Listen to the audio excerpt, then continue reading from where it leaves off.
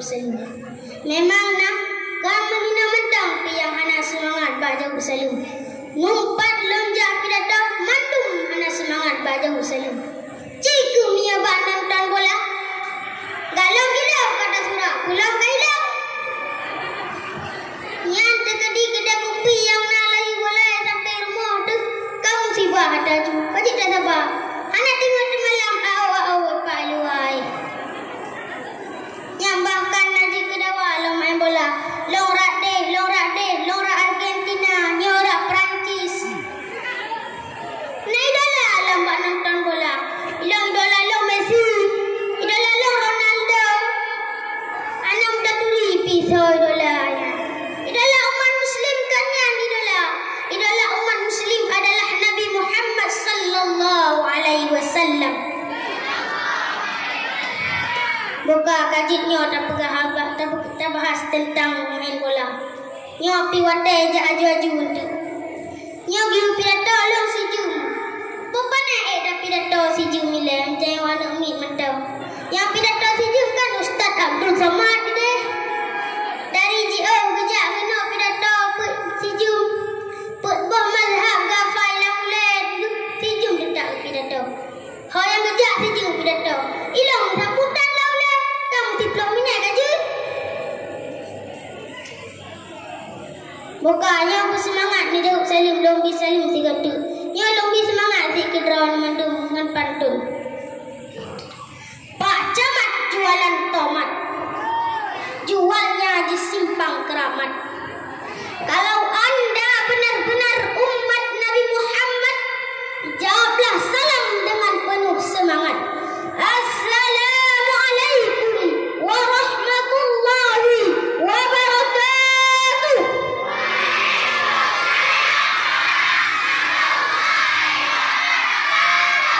Beres. Alhamdulillah nasta'inuhu wa nastaghfiruhu wa na'udzu billahi min syururi anfusina wa min sayyiati a'malina. May yahdillah fala mudilla lah wa may yudlil fala hadiya lah. Rabbi shrah li sadri wa yassir li amri wahlul 'uqdatam min lisani yafqahul qawli. Pertama-tama puji dan syukur, mari sama-sama kita panjatkan kehadirat Allah Subhanahu wa taala, yang mana oleh Allah yang telah melimpahkan rahmat dan hidayahnya kepada kita sehingga kita bisa berkumpul di tempat yang berbahagia ini. Selanjutnya selawat dan salam mari sama-sama kita junjungkan ke pangkuan alam Nabi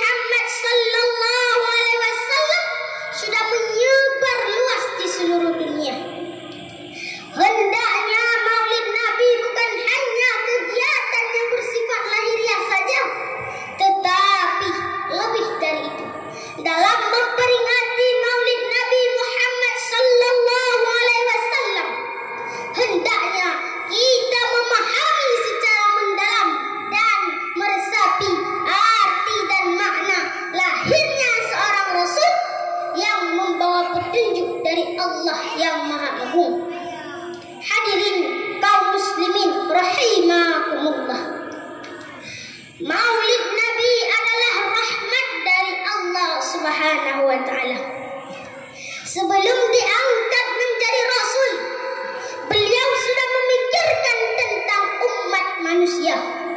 Mengapa mereka tersesat? Mengapa mereka saling menindas? Dan mengapa tatanan kehidupan masyarakat demikian jahiliyah dan tersesat?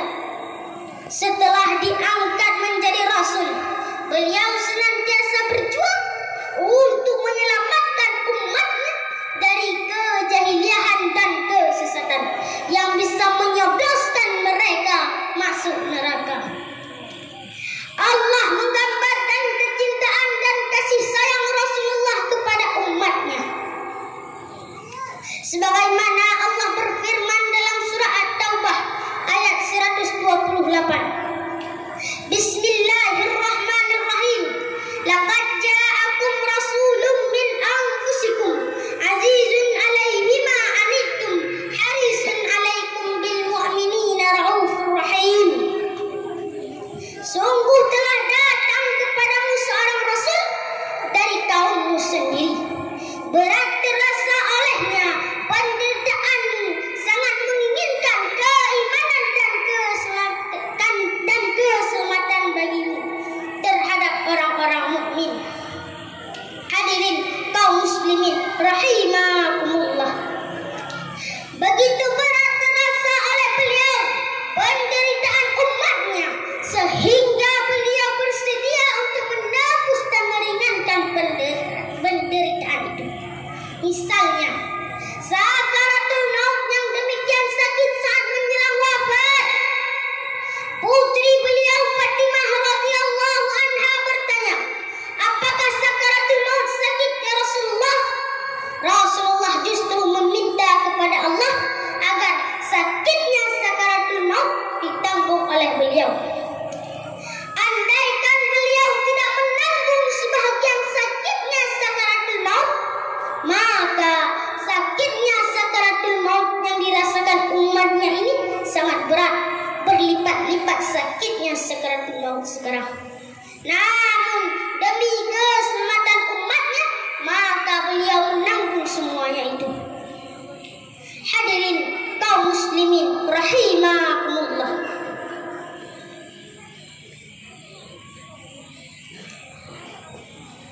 Dan di saat Rasulullah